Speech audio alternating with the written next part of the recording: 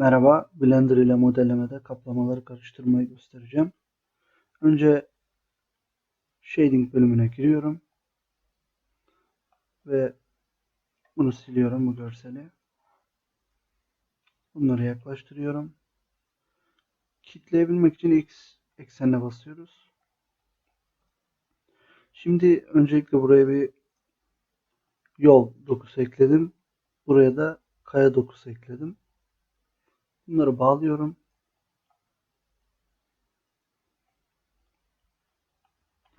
Ve bunları Mix Shader kullanarak karıştıracağım. Bunu da Mix Shader'a bağlıyorum. Şimdi burada gördüğümüz gibi bunlar belli bir oranda değil, belli noktalarda değil, bir bütünde karışıyorlar. Bunu azalttığımız zaman yol, tam olarak arttırdığımız zaman kaya oluyor.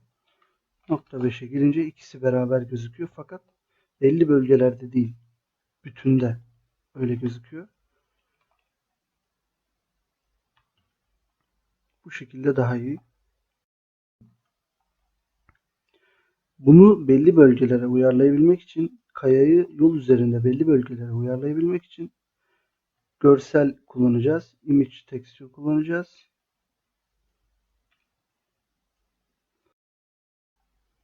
Buradan yeni bir görsel ayarlıyorum. X1 diyorum buna ve 2048 ayarında kaydediyorum. Bunu faktöre bağlıyorum ve şu an herhangi bir değişim yok. Bunu bir plane'e uygularsak daha iyi olur.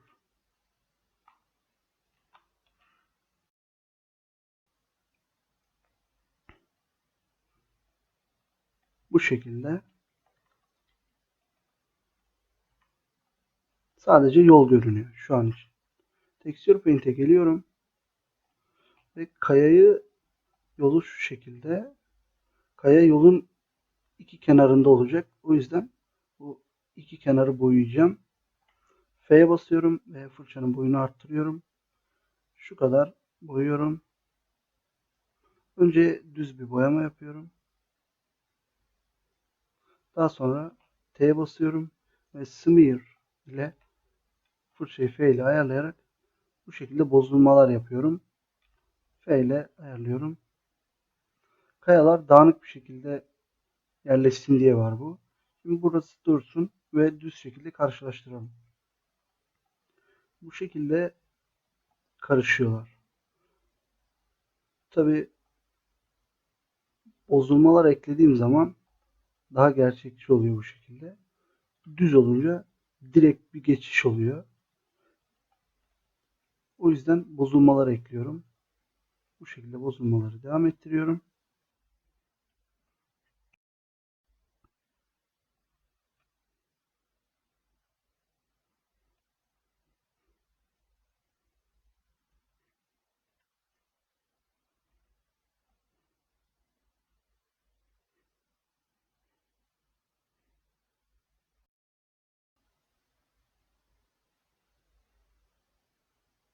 Ve yumuşaklık ekleyeceğim. Bunu softening yapıyorum. Ve zaten büyütüyorum. Ve bu şekilde yumuşaklık ekliyorum. Daha yumuşak bir geçiş için yapıyorum.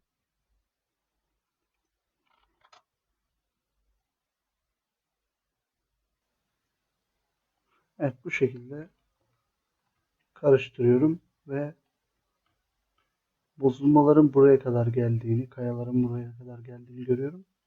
Daha iyi bir geçiş oluyor. Burada boşluklar var. Bu şekilde daha gerçekçi bir karışım elde ediyoruz. Bunu buradan kayaları düzenleyebiliriz. Ctrl T'ye basıyorum ve Y ekseninde ölçeklendiriyorum. 5 yapıyorum. X ekseninde ise 3 olarak ayarlıyorum. Daha iyi gözüküyor. Üstteki görselde aynı şekilde Ctrl T yapıyorum. Ve onu da bu şekilde Y ekseninde ölçeklendireceğim.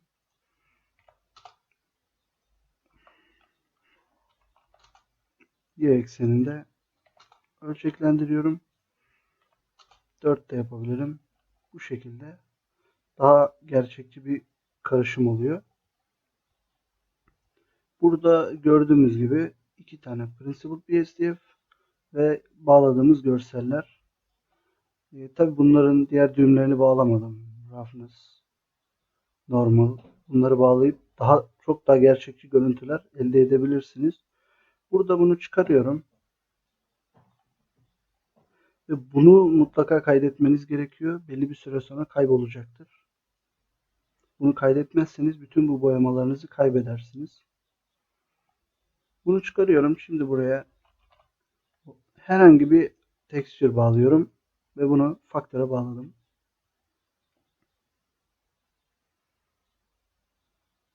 Bu şekilde karıştığını görüyorum.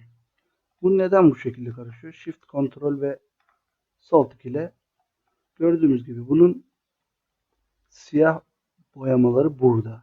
Bizim boyadıklarımız ise kenarlarda. Tekrar geliyorum.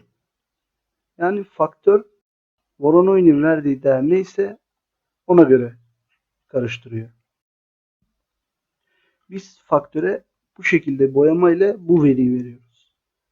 Bizim verdiğimiz veriye göre alttaki ile üsttekini ya da üsttekini alttakine karıştırıyor. Farklı noise'i faktöre bağlıyorum.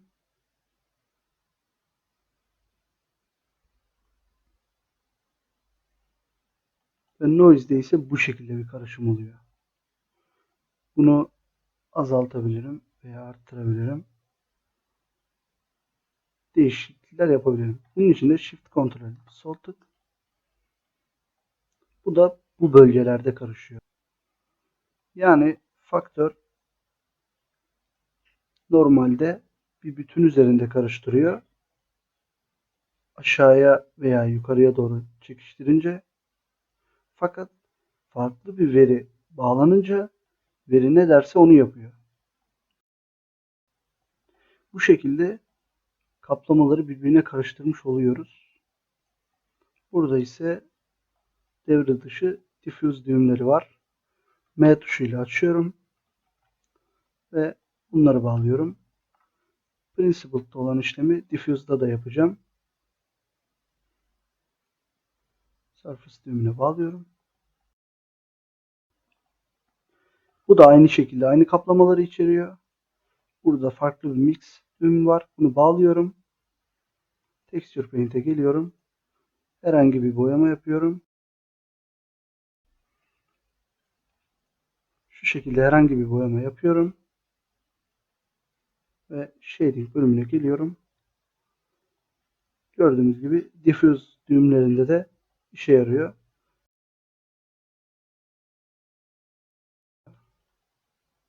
Bu şekilde diğer farklı kaplamaları dönüştüren düğümlerde de Diffuse, Principled gibi aynı işlemleri elde edebiliriz. Karışım Blender'da basitçe bu şekilde